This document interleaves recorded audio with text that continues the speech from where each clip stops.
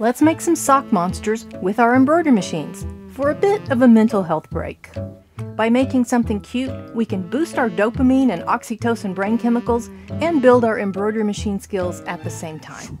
Hey folks, I'm Lucy at Ballyhoo Creations, where I design dolls, plushies, and puppets that you can stitch with your embroidery machine or sewing machine. I realize a lot of you have no idea what "in the hoop" means. You might think you know what it means, but because the term is so confusing, you could be wrong. I'm going to share with you this free design to make little sock monsters with your embroidery machine. I'll tell you how to get that file later in the video. We'll be making these little cuties using our embroidery machine and a sock, plus some thread and stabilizer. It's a quick project to help you understand how to turn your embroidery machine into a sewing robot.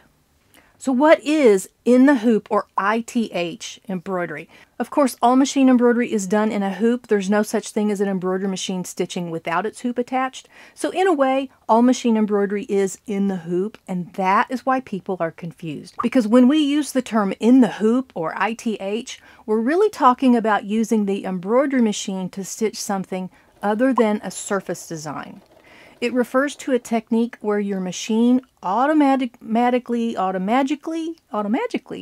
it stitches the seams for you. That could be a bag or a key fob or a doll. There are tons of projects out there being stitched with this technique. I don't really like the term "in the hoop." I think it's very confusing, and I prefer to call it robotic sewing, but the rest of the machine embroidery world has not caught up to that yet. They're still saying "in the hoop."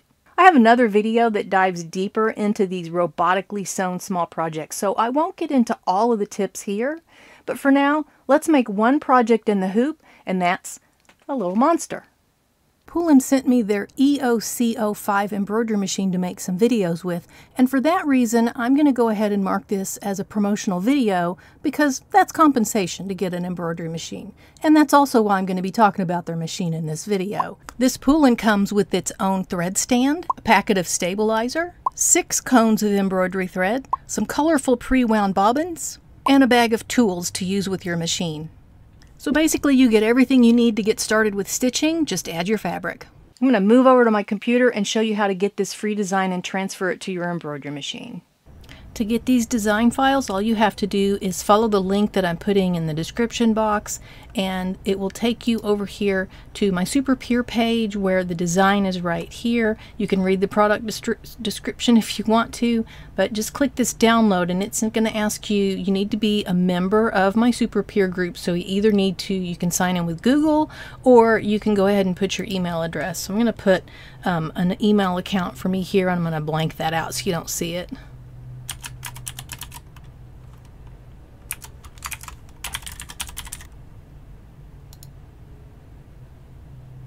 And it tells me that I got these files. You will get, I don't really do newsletters right now, so you're not going to see a whole lot from me, but there is also a community that you can post things in. And I'm not going to tweet anything, you don't have to do that. But so then you just click download, click this little download button right here, and I can see that it's actually downloading to my downloads folder. So I'm going to go over there and show you how that looks.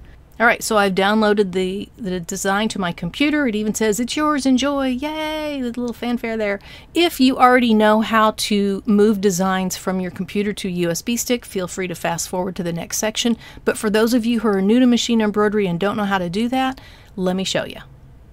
Depending on how your computer is set up, I can't really tell you where your files are going to download to. The default location on your computer is a folder called Downloads, but if you or someone has changed it on your computer, it would be somewhere else. But mine is called Downloads. That's where it automatically went to for me. And this is the zip file. The little file folder has a little zipper on it. And to uncompress that and see everything that's inside, I'm just going to right-click, say Extract All. On some computers, you can double-click and then just click Extract on the little window that pops up, and it's going to come up with a new folder that is all the files uncompressed. So there's a zip version and a non-zip version. So when you look in there, here is everything that is in that downloaded file. There are all the different machine formats here. I'm going to use the Poolin for this, so I'm going to choose the DST files down here. And you can see there's 3 files in there. All 3 of these we need to drag over to our USB stick, and I've got another window over here that is my USB stick. Mine is drive E, yours could be D, or I mean, you just never know. It might even say USB stick.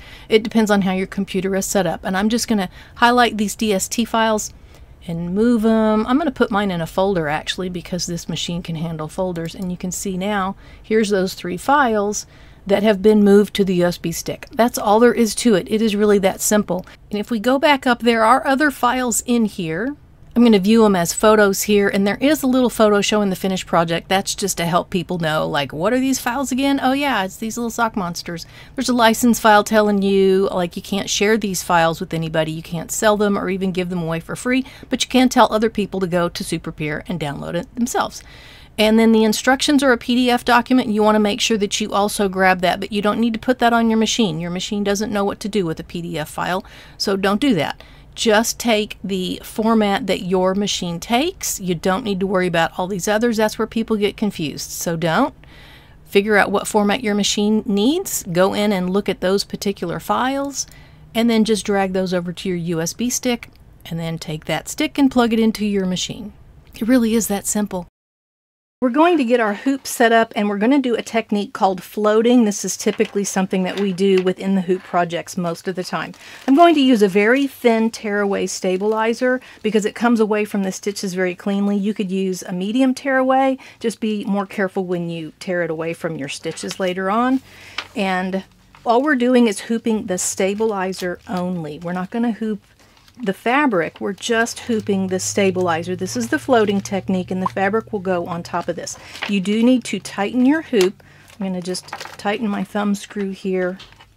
You need to tighten that hoop as much as you can because you need that stabilizer, and it's super thin. You need it to be held in there nicely and not slip.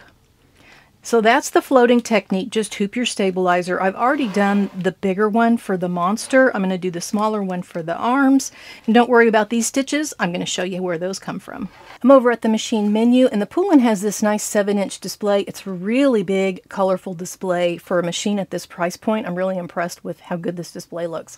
And I'm going to go to up here on the settings and just show you the parameter settings I have set up. First of all, I turned off the buzzer switch because it beeps every time you push something on the menu. And for this video, it's very annoying. You would hate me if I did that, so I turned that off. Normally, you would want to keep that on just so you know it's getting your stylus is working. And then I've got jump stitch auto turned on right here so that it will cut my jump stitches, and I've got the setting at 5 millimeters for jump stitches. That means that even a very short jump stitch is going to be trimmed by the machine, and that's less work for me later. I'm going to save that and then go to pattern. And I've loaded my designs on my USB stick, which is plugged in over here. Just hit USB pattern down here, and this is everything that's on my USB stick. I've got a folder for my monsters, and here's my 4x9 monster. Here's my 4x7 monster. You can see it's shorter. Erase those. Little short guy, and then the taller guy. And the arms we're going to get to later. I don't want arms. I want this monster. And we're ready to config up at the top and make sure that my frame is set to the 4x9, and the machine is going to reset itself to make sure that it's calibrated correctly. If you want to, you can change the colors. You don't have to, as long as if you've got your chart for stitching this out, you don't have to do this, but I like to do it just so I know what my color code is. And I always use purple for my placement stitch. Green is my tack down. This is just my own system in Ballyhoo. I want white for the eyes. He won't look so weird. Black is the correct color there. And then I like my seam color code to be red. That's just for me. I'm going to save that. And we are ready to stitch this out. On the embroidery machine side here, you have to hit ready down here to make it stitch. If you want to change the speed, you can. If you want to advance to a color, you can do that, as well as the needle is by 1, 10, or 100 stitches backward or forward, which is really handy. And then trace is something that you should always do within the hoop just to make sure that everything's fitting in your hoop. Make sure that there's nothing back behind the machine that's going to get bumped. Sometimes your thread stand might be in the way. Mine is just a few. Oh, it's really close, but I'm good. Everything's good. So it went all around the perimeter of where the design's going to be, and everything is fine. I've got black thread loaded in my thread and bobbin. Put my presser foot down and we're ready to start. And this is just going to put the placement stitch onto the stabilizer. I have my tension set at a 6 right now so that my placement stitches are a little tighter. You don't have to do that. You'll get something called eyelashing if your tension is lower. But now it's going to write the word heel. That tells us to place the heel of our sock there.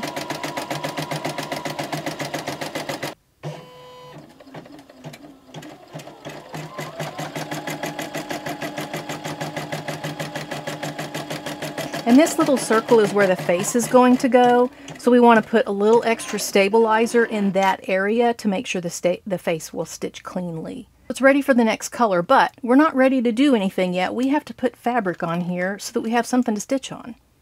We've stitched that out. I did want to tell you though, when you're in the pattern menu, I'm going to go ahead and exit out of this and I'll come back to it.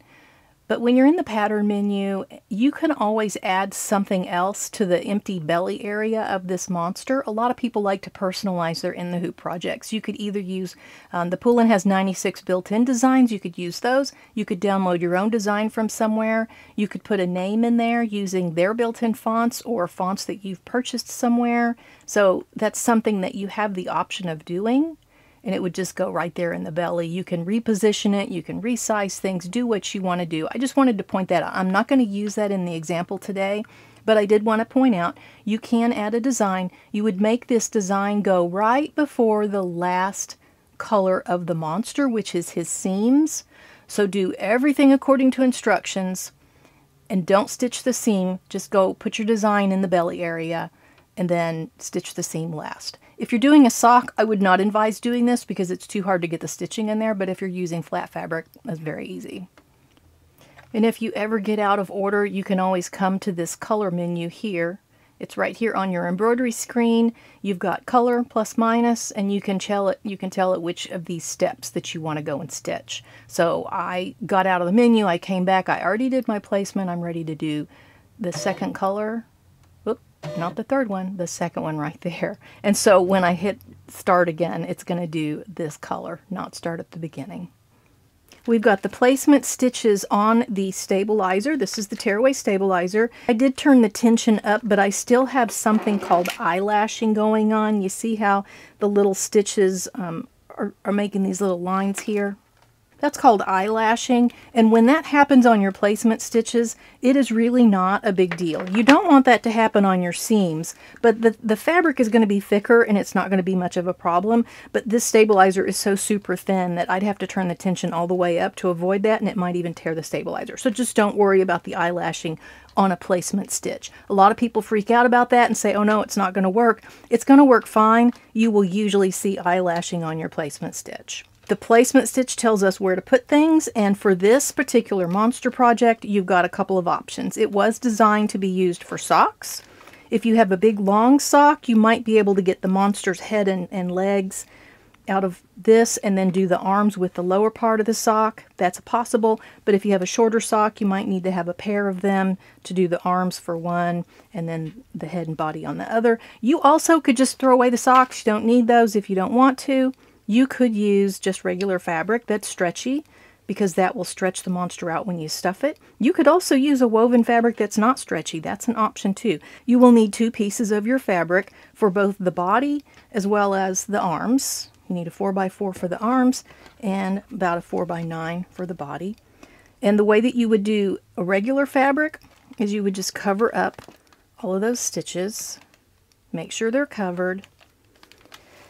Remember, this circle right here tells you this is where the face is going to go, and this tearaway stabilizer is actually not stable enough to do the face stitches. So we need to place an extra square of some cutaway stabilizer. This is a medium cutaway. I'm going to cover it on the face there, and then whether you're using fabric or sock, you would go ahead and place that on top, and that's going to give us a nice stable area to stitch on down there.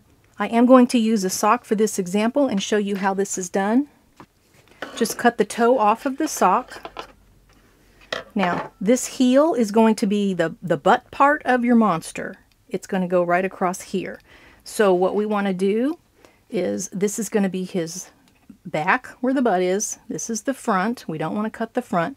We want to cut a line down the center of the sock from where we cut off the toe down to that heel area. See that? And so that way we're going to be able to open out the sock and do his face. Also, you want to turn your sock right side out. It's going to make it much easier later. And we need to place it. And this is a little bit tricky because you don't want stuff to move around. We are going to have to tape things in place. Don't worry if your sock is not wide enough. The design was actually done with that intentionally. So you may have your sock, the stitches might go outside of the sock, but it's fine because the fold of the sock will be your seam instead of the actual stitch line. That's fine, no big deal. While I'm stitching the face, I want the heel to be down, but when I stitch the seam, I'm going to flip it back up, just making sure actually the heel should be down here. This sock is not long enough, so we can't use this one. See that? Darn, I wanted to use this one, so I'll use this one on a shorter one. I have to have a longer sock for this, so now you know, lesson learned, right? This is a man's sock. And again, I'm going to cut down the middle. If it's a new sock, it should have a crease on it that makes it easier to cut. If it's an older sock, it's not going to have that crease, so just do your best. And again, turn it right side out. And then kind of flatten it out as best you can.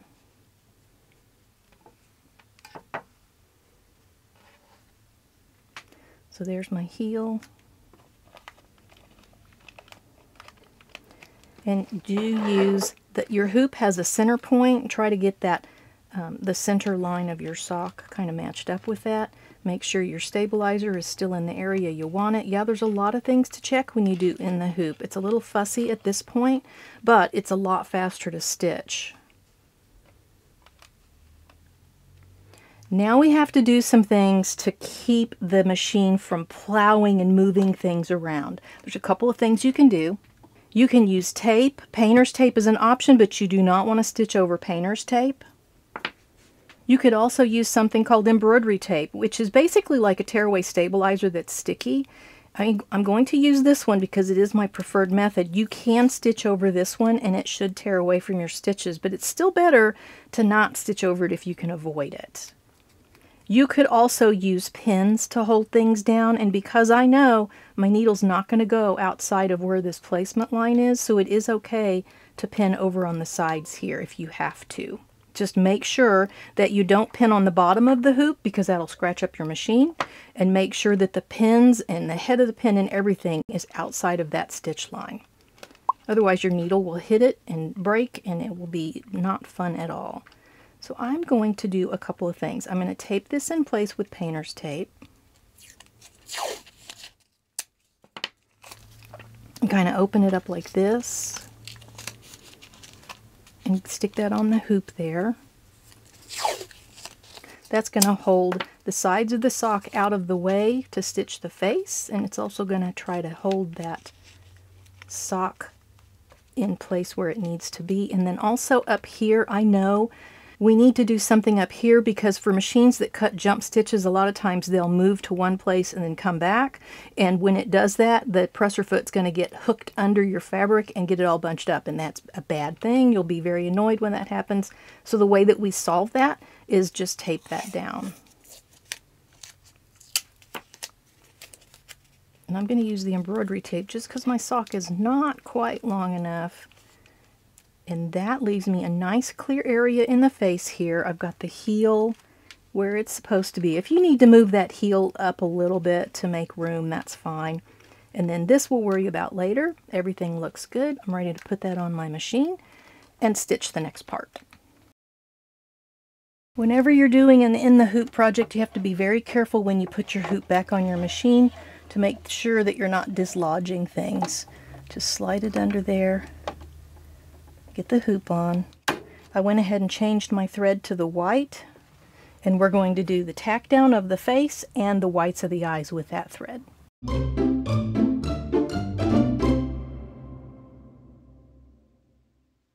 Okay, we've done the tack down stitch, and before we actually start stitching the face, I'm going to put a little piece of a soluble topper. You could use water soluble. I like the heat soluble, and put that down so that when we stitch the eyes and the mouth, it's going to be a much cleaner stitch out because this sock is stretchy and kind of fluffy, so the topper is going to make a big difference there. And I'll also mention on a machine like this, once it starts stitching, you can go ahead and stop it and then trim that thread because that thread can get in your way. I always like to clean those up and then just restart.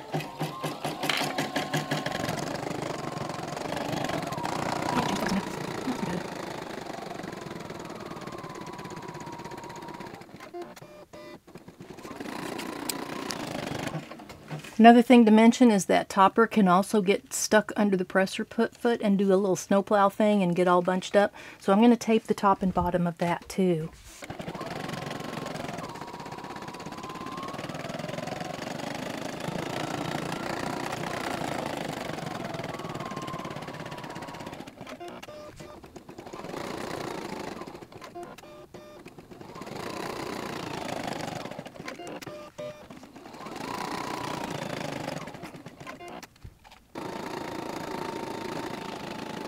On the black thread, which does the pupils of the eyes and the mouth, and it's going to go around the eyes with an outline.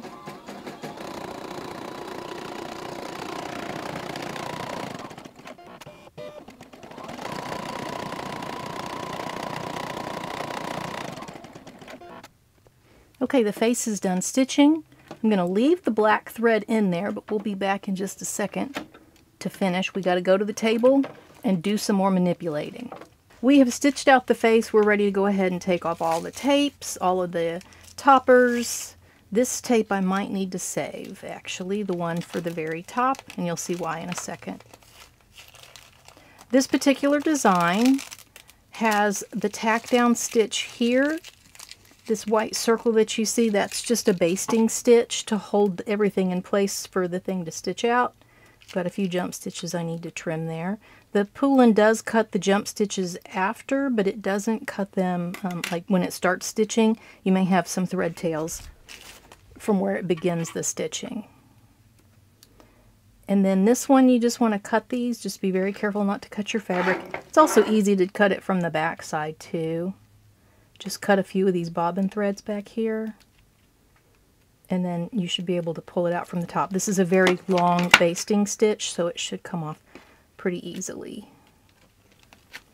And that's not actually part of the design. Like I said, it's just there to hold things together and keep things from shifting around while we stitch. We don't want it on the finished face.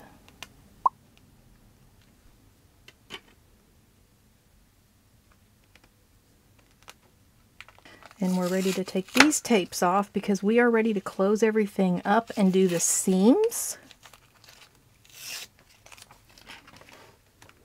And what we do is I'm just repositioning my sock again. I want the heel to be flipped upward because we don't want the heel to get caught in this little crotch area here, so make sure that the heel is above that. And I'm going to close this up over the face. And for the final thing here, my advice on this, because when you're doing in the hoop, it's very easy for the machine's presser foot to push things around. It could get caught under there and then stitch everything together, especially around here where it comes in right here when it comes around, and it'll just scoop up the fabric.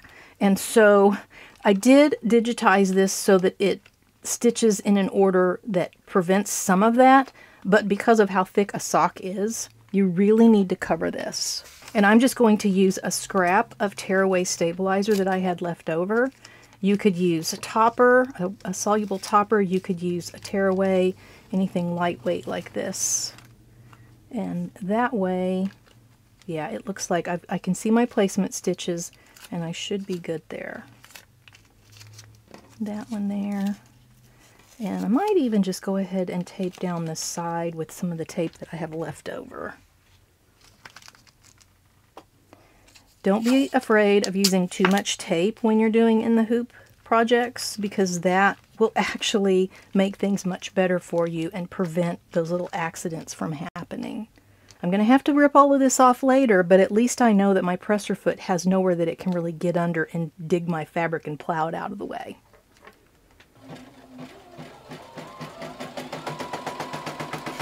And again, I want my tension to be around 6 on this machine. Just tighten it up so the seams will be nice and tight.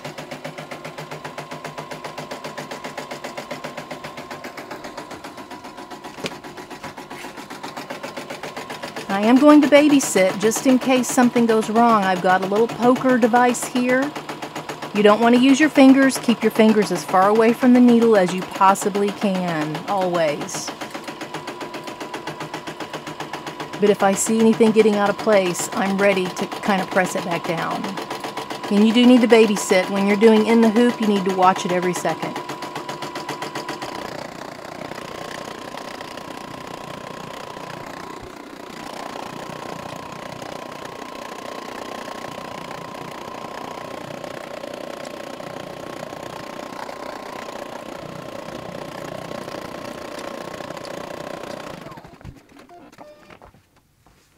It's all done.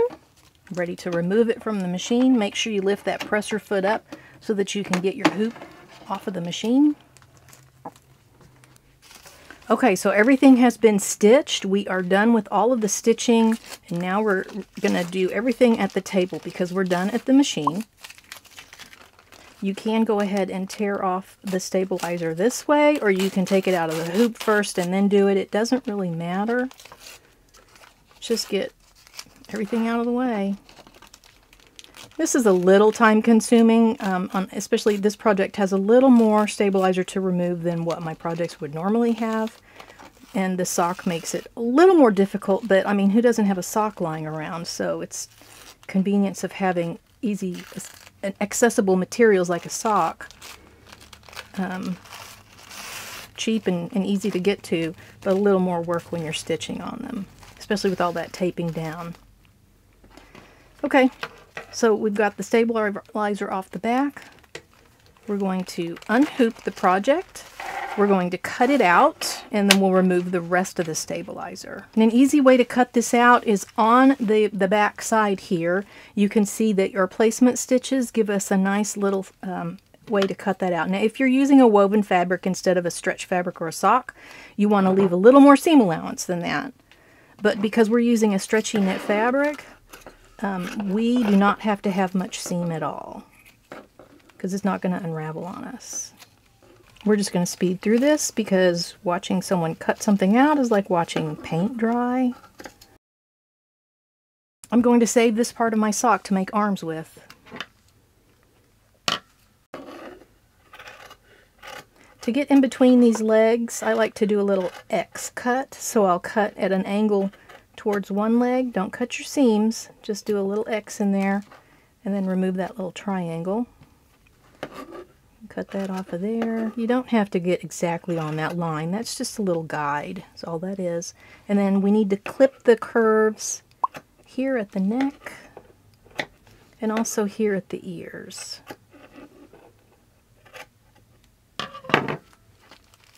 Now we can go ahead and remove the rest of the tearaway stabilizer. You may have some of these placement or tack down stitches that are kind of in the way, and you can get rid of those.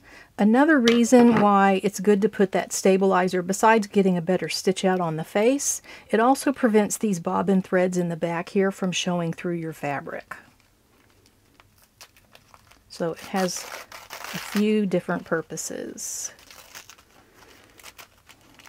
I am using the Sulky Tear Easy lightweight tearaway stabilizer, and the Sulky Tear Easy is so easy to pull away. If you're using a different kind of stabilizer, then you need to be very gentle pulling it away. With this Sulky, though, I can be a little rougher because the stabilizer cuts so easily. It is my preferred stabilizer for tearaway within the hoop projects. And this is one of those areas where it went off of the sock, and that's fine. I'm just going to cut a little tail because that's double stitch. That should be very, a nice secure seam, no problem there. And then just get these little areas, it can be kind of messy. If your sock is thicker, this will be a little bit easier. If your sock is thinner like mine was, because it's a very stretchy sock, so it kind of like shrunk up on itself. Some of these threads, you don't have to clip these, but I'm going to make sure that I can get some stretchiness going when I stuff this. It's one of the great things about using a sock is socks are so stretchy that your monster can actually be a lot bigger than this when you're done, because it stretches out. Okay, so this is the front, this is the back. We've got the slit down the middle like we had. If you were using just regular fabric instead of a sock, you will need to go ahead and cut this slit yourself. You don't have to take it all the way to the top.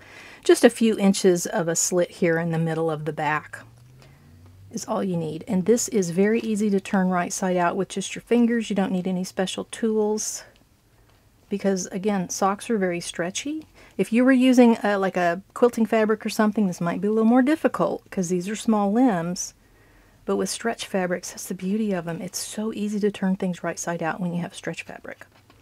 And there he is. Oh my gosh, he's so cute. We can start stuffing him. I will speed through the stuffing. If you are new to stuffing a plushie or a stuffed animal or something, in the description box, I will link to a playlist where I have a lot of different doll making techniques. Feel free to go and look at those. There's one about turning, there's one about stuffing, there's hand stitching, everything you need to know about how to make dolls, puppets, and plushies I'm putting in that playlist. The sock can take a lot of stuffing. This looks like I'm overdoing it, but really, once we get him all closed up, he's going to be just fine. Again, I have a video series that goes over all of these plushie and doll making techniques, but I'm going to show you the hand stitching because it's so important. I've got a needle and thread. I'm using a heavy thread. This is a heavy duty thread. I've got a knot tied at one end, and this is about anywhere from 12 to 18 inches is a good length for this. To start this off, I'm going to go down to where the center seam would be. I'm just going to take a little stitch.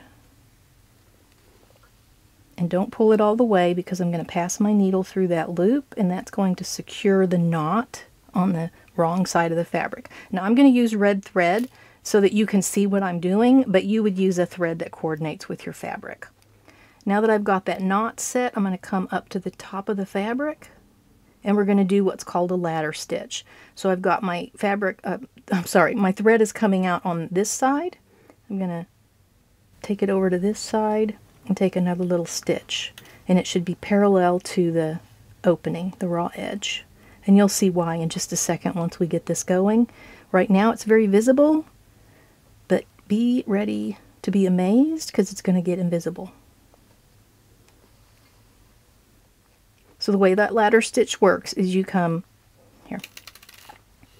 Let me actually clip this so that you can see how that opening is going to look. Hopefully that holds. So this is the opening, and the way that this works is with the ladder stitch. You go straight across. It's going to look like railroad tracks. And then you take a stitch parallel to the opening on that side, on that right side. And then you bring it straight across again, and another stitch parallel on the left side. There is a diagram in the instructions for this project that shows you how this works. And after you've done a few stitches, just kind of push in and get those sides together and pull your thread. And it's gone. It's invisible. Can't even see it. And as we go up the back, it will just be an invisible ladder stitch all the way up. I'm going to speed through this now that you've seen how that's done.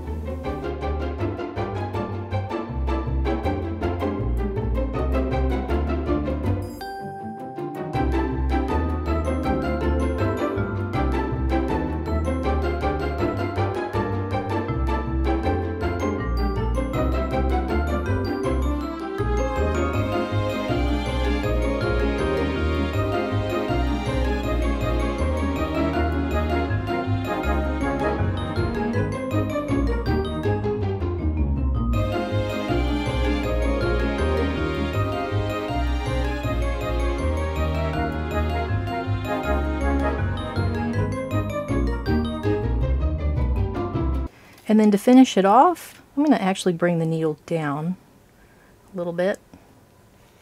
And we're going to knot it by taking a little stitch. Hold the loop in your hand, in your right hand there. See that? I'm going to take the needle through that first loop, which creates a second loop on the left. And I'm going to take the needle through that second loop. And then when I pull up on my thread, and you might need to put the needle in there to make it kind of hold it up, just pull that thread slowly and the knot goes all the way down to the surface. And then I'm going to put my needle into the body and bring it away, a couple inches away, and pull that really tight so that it kind of makes that knot disappear a little bit. And clip your thread very close to the body, and that tail will disappear in there and you won't see it. Okay, so he's done. He got his little booty right back there. So if you want him to sit, you can manipulate him to kind of sit up for you. You could be done at this point and just leave him without arms, but I actually do want to put the arms on it because I created the file with the arms and I like them better with the arms. So real quick, I'm going to show you how to make the arms.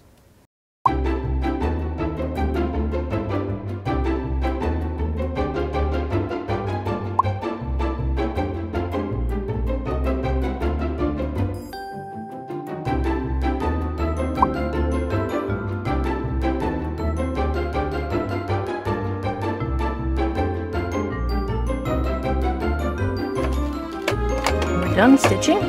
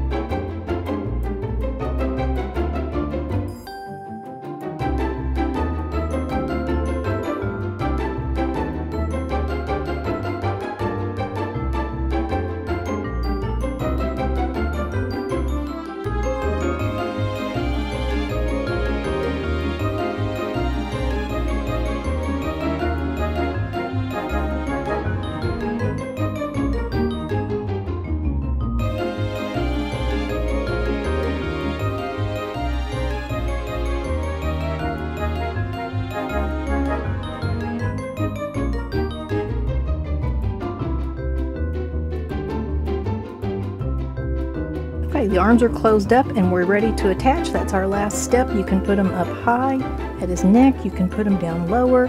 Changes the look of him depending on where you put his arms. I'm going to put them right about there. You can put them a little more forward, a little more backward. And I'm just going to use a needle and thread. Same as double-stranded thread, same as before. And I'm using a longer needle this time. Just cut that off. And again, I'm using red so you can see what I'm doing, but you would want something that coordinates. So I'm going to go ahead and take a stitch through the arm. Oops, don't let it get all wrapped around. Okay. Got a nice knot through there, and then I'm going to put it straight through the body all the way. That's why you need a long needle. That's going to pull the one arm up.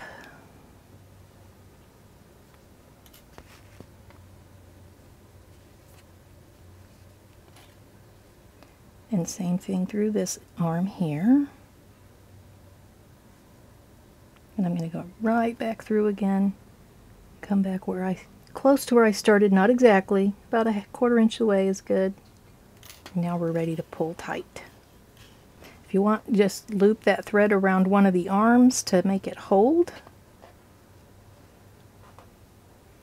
And now you can go ahead and tie a knot. Then I can go ahead and bury that thread into the body somewhere. That's the easiest way of doing jointed arms. It's not the best way. They will be loose and floppy. You could use doll joints. You could use a button joint. And our little sock monster is all done. He's got some little moving arms here. The way that we added his arms helps him move. He can say, hi, hey, how's it going? I think he's really cute. Here's a couple more examples that you may have seen next to the machine while I was stitching. And one of them uses the same sock. It's just a smaller guy. Let's see. These guys don't have noses. This one has a little pom-pom for the nose, which is really cute. And this one, I just took a little piece of that toe that we cut off of the sock. I just cut a little circle about twice that size and do a running stitch all the way around the circle's edge, pull it tight, put a little stuffing in, and then you ladder stitch that onto his face. And that's a great little nose. Also the pom-pom, much simpler. You can just glue or put one stitch to hold that on. It's really cute.